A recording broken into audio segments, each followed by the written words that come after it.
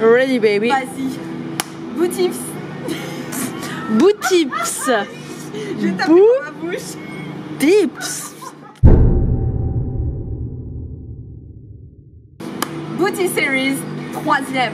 Bon, aujourd'hui je vous propose un détournement de machine puisqu'on va faire du hip thrust sur une machine qui n'est pas faite pour ça à la base, puisqu'il s'agit de la leg extension, donc qui sert normalement à bosser les quadriceps. Mais nous, les quadriceps, on s'en fout, on veut quand même qu'ils rentrent dans nos jeans. Donc nous, on va l'utiliser pour, encore une fois, renforcer le grand fessier qui, je le rappelle, est extenseur de hanche. Donc je vous montre ça. Alors malheureusement toutes les leg extensions ne permettent pas forcément de faire le mouvement, mais bon en général la plupart le permettent, donc faites le test, trouvez le bon réglage et puis surtout ce sera une très bonne alternative, notamment si la Smith bar est prise ou vous voulez notamment l'inclure dans un circuit composé d'abducteurs et de hip thrust, quelque chose comme ça. Donc voilà, pour des raisons pratiques, détourner la leg extension pour faire du hip thrust est une excellente idée, enfin je trouve, parce que je trouve que mes idées sont excellentes. Non je déconne, c'est juste que c'est vachement pratique. Bon allez c'est parti, je vous montre ça. Alors, vous avez deux options, soit vous utilisez la machine sans élastique, ce qui est plus pratique notamment pour la mise en place, mais si vous avez ces petites bandes élastiques, ce sera encore mieux parce que en ouvrant les genoux pour venir tendre l'élastique, vous allez augmenter le recrutement musculaire au niveau des fessiers. Donc c'est un petit extra qui est pas mal du tout. Donc si vous avez ça, moi je vous conseille fortement de l'utiliser. J'espère qu'on m'entend parce qu'il y a des travaux derrière et c'est super chiant. Donc voilà, bon, je vais mettre ça et je vous montre ça. Donc on place la petite bande élastique de résistance moyenne à forte juste sous les genoux et lorsque vous mettez en place, vérifiez bien que le bas de vos omoplates soit au bord du banc, les talons sous les genoux, pointe de pied légèrement écartée pour engager davantage les fessiers et pour de meilleures sensations, je vous conseille en plus de relever vos pointes de pied. Vous verrez c'est absolument redoutable, par contre ne laissez surtout pas vos genoux se refermer lorsque vous exécutez le mouvement, qui plus est si vous avez cette petite bande élastique autour des genoux. On expire sur la montée en serrant bien les fessiers et en gardant le ventre rentré pour ne pas compenser avec le bas du dos.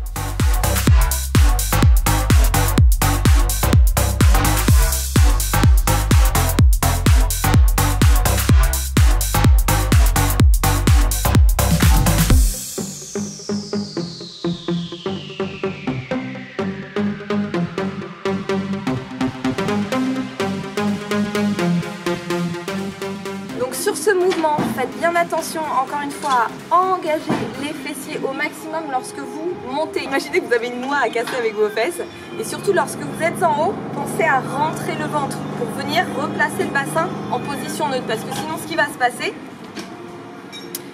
c'est que vous allez pousser comme ça et faire tout avec les lombaires. Donc vous allez vous flinguer le dos.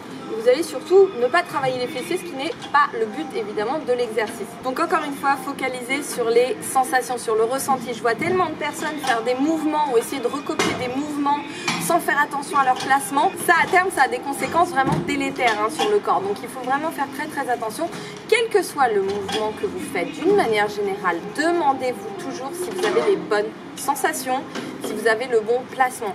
Quitte à vous y reprendre plusieurs fois, quitte à alléger la charge, quitte à demander de l'aide à quelqu'un, demander un avis extérieur, quitte à vous renseigner, il s'agit de votre corps, c'est votre enveloppe, donc vous en êtes responsable et il est très important de savoir ce que vous faites et surtout de bien le faire. En termes de répétition, encore une fois, vu qu'on veut solliciter nos fibres rapides et qu'on travaille avec de la charge additionnelle, on va être sur...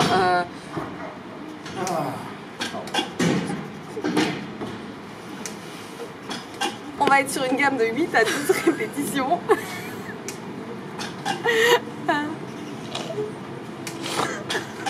Et d'ailleurs, vous avez un excellent article sur le site espacemusculation.com qui vous explique un petit peu comment fonctionnent les fibres musculaires et les différents types de fibres musculaires.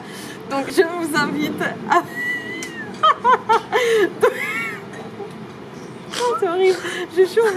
Donc, tu peux pleurer. Oh mon Dieu. Donc je vous mets évidemment le lien dans la barre de description et si la vidéo vous a plu, n'oubliez pas de mettre un petit like, de partager et je vous retrouve avec... Ah merde, bordel de couilles.